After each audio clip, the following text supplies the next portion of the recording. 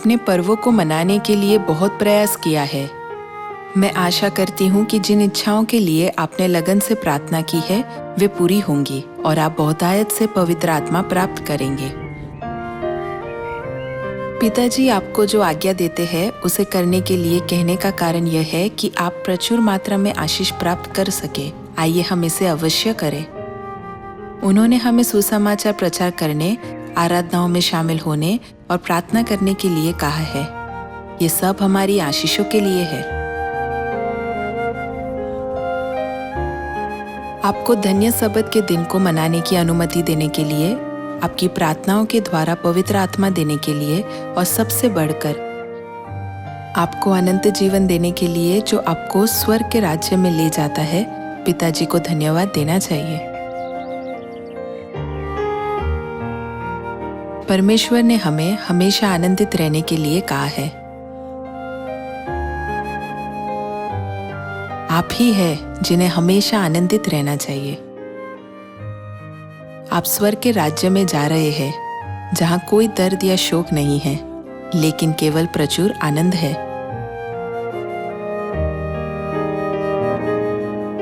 आपको स्वर्ग के महिमामय राज्य में ले जाने के लिए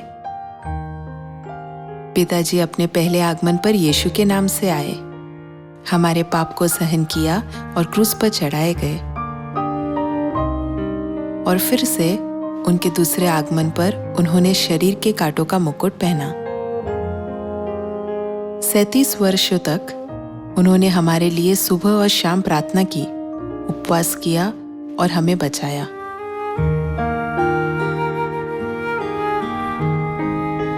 आइए हम भी अपने परिवार के सदस्यों के लिए प्रार्थना करें और उन लोगों को उद्धार का मूल्य प्रदान करें जो इसके मूल्य को नहीं पहचानते।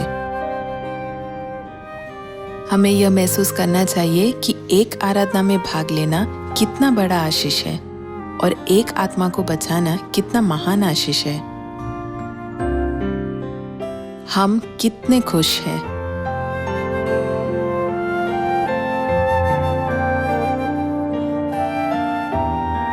सर्वशक्तिमान परमेश्वर को उनकी संतानों के रूप में पिता कहकर बुला सकते हैं।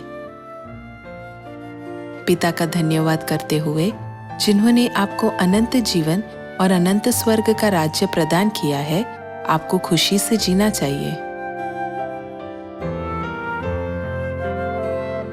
जो परमेश्वर की इच्छा के अनुसार कार्य करते हैं, वे स्वर्ग के राज्य में प्रवेश करते हैं और हमेशा आनंदित रहना भी परमेश्वर की इच्छा है।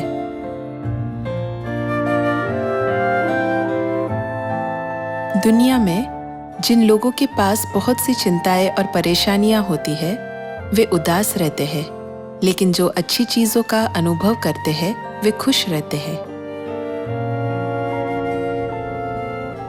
चूंकि हम सुंदर स्वर्ग के राज्य में जा रहे हैं, जहां अत्यधिक आनंद और अनंत जीवन का वादा किया गया है, इसलिए हमें उदास नहीं होना चाहिए, बल्कि हमेशा खुश और आनंदित होना चाहिए।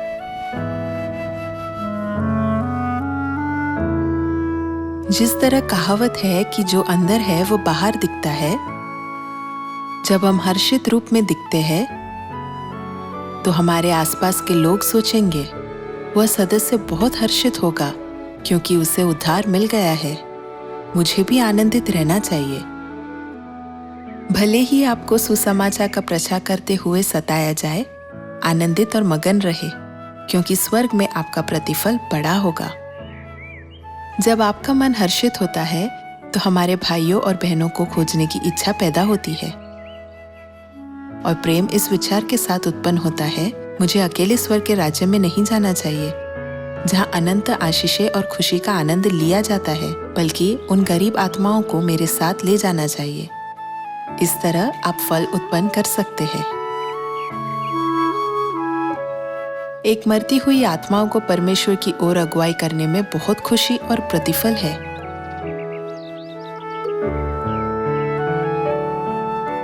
नकारात्मक विचारों को मन में रखने के बजाय स्वर्ग जाने की खुशी को अपनाएं, ठीक जैसे बाइबल आपको निर्देश देती है कि आप अपना मन स्वर्गीय वस्तुओं पर लगाएं। जब हम वहाँ बहुत से लोगों की अगुवाई करते हैं, तब इससे न केवल हमें बल्कि दूसरों को भी खुशी मिलती है। हमारे आगे केवल खुशी के दिन हैं।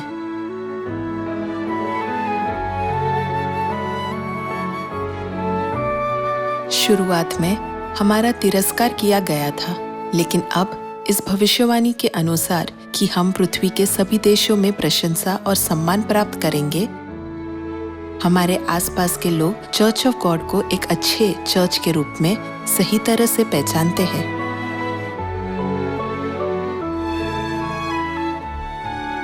चूंकि आपने नई वाचा की ज्योति को व्यापक रूप से फैलाया है, अंधकार दूर हो गया है और लोगों ने ज्योति को देखना शुरू कर दिया है।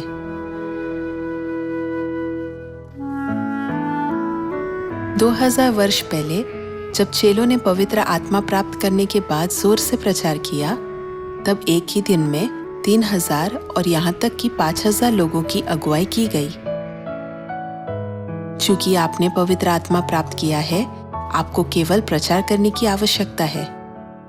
अब प्रशंसा प्राप्त करने का समय है, इसीलिए आगे बढ़े और विश्वास और जोश के साथ प्रचार करें। आइए हम झोपड़ियों के पर्व के दौरान प्राप्त पवित्र आत्मा को न छिपाए, बल्कि हर जगह साझा करते हुए और प्रचार करते हुए पवित्र आत्मा आंदोलन में सक्रिय रूप से भाग ले।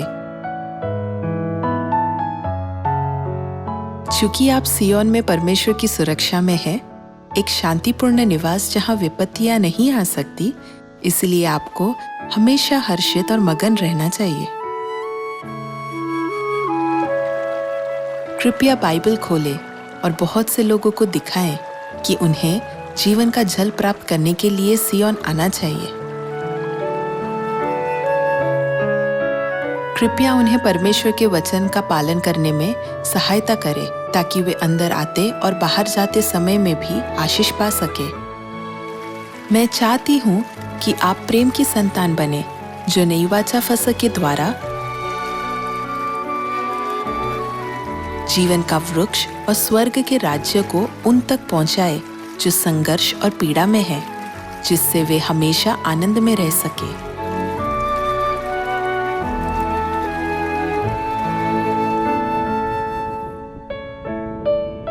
मुझे आशा है कि सियोन की सभी संतानें परमेश्वर को प्रसन्न करेंगे और कई लोगों को उनके पक्ष में ले जाएंगे और स्वर्गीय राज्य में पिताजी से उनके पुरस्कार और स्तुति प्राप्त करेंगे।